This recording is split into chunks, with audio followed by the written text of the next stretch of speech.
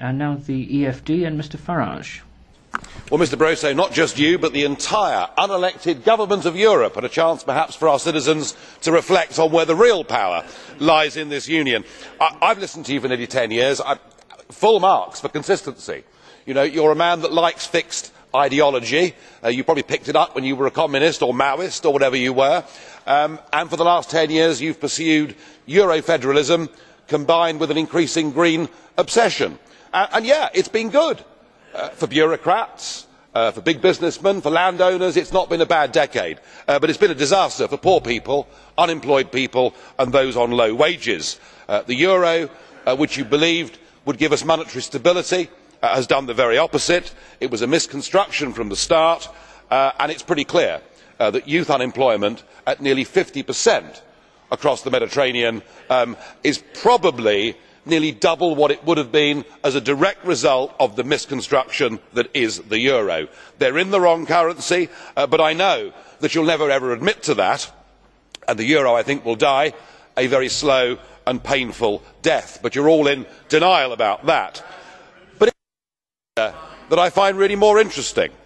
You keep telling us that climate change is an absolute top priority, and you have been greeted with almost hysteria in this place over the last 10 years. Well, those of us that have been sceptical about this have been mocked, derided, called deniers. We have argued from the start that the science was not settled, and we have argued very strongly that the measures we are taking to combat what may or may not be a problem are damaging our citizens, and we have been proved to be right.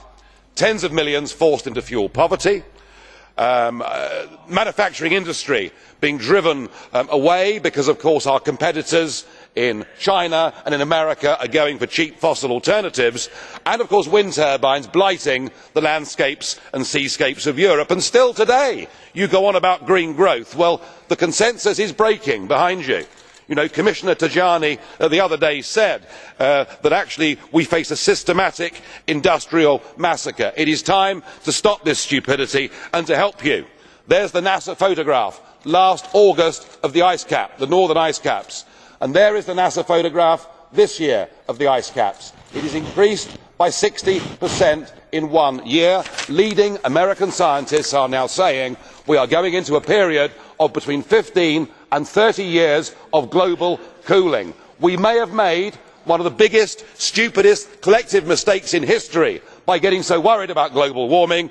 You can reverse this in the next 7 or 8 months. You can bring down people's taxes. If you don't, they will vote on it in the European elections of next year.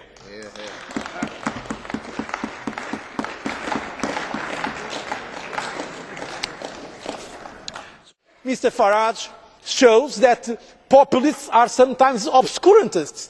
99% of the science, Mr Farage, believes that this climate change exists as a result of human activity. 99% of scientists. Of course there are always people that are paid to say the opposite. But to pretend, as you pretend, that against all science, well established science, that the problem of climate change is just an invention of the Greens or of the left, it's completely nonsense. Of course we have to find a way. Of course we have to find a sensible way to fight climate change. We have to look at the same time for competitiveness in Europe. We have to make this part of our agenda for growth, and I believe that the green economy brings many possibilities. Mr Callanan, you said, making a joke about possible competitors for the Commission election, that you are not interested in that job, that you are very happy with yours. Let me tell you very frankly that I think even if you were interested, you could not have a chance to be elected for President of the Commission. And you know why?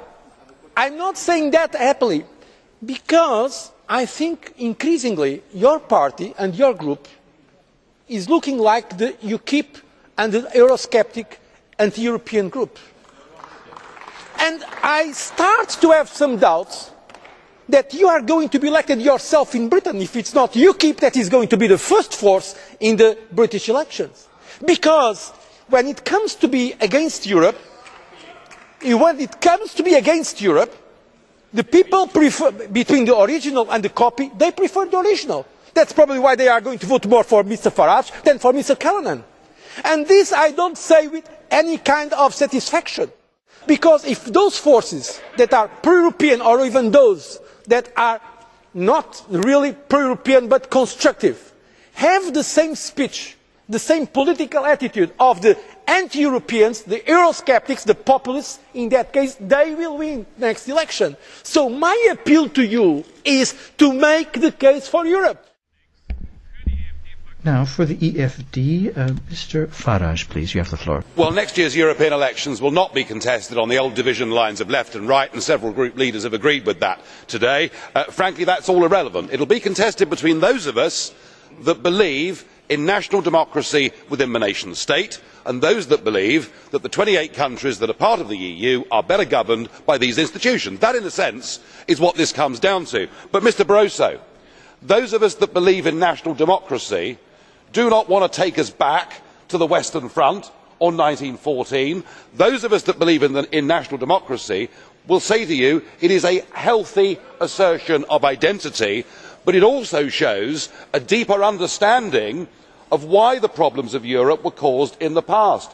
It is democratic nation states in Europe that are stable, that will not go to war with each other. And I would remind people, without the vote in the House of Commons 2 weeks ago, we would now be at war in Syria. What better proof can there be that nation state democracy can be a force for good?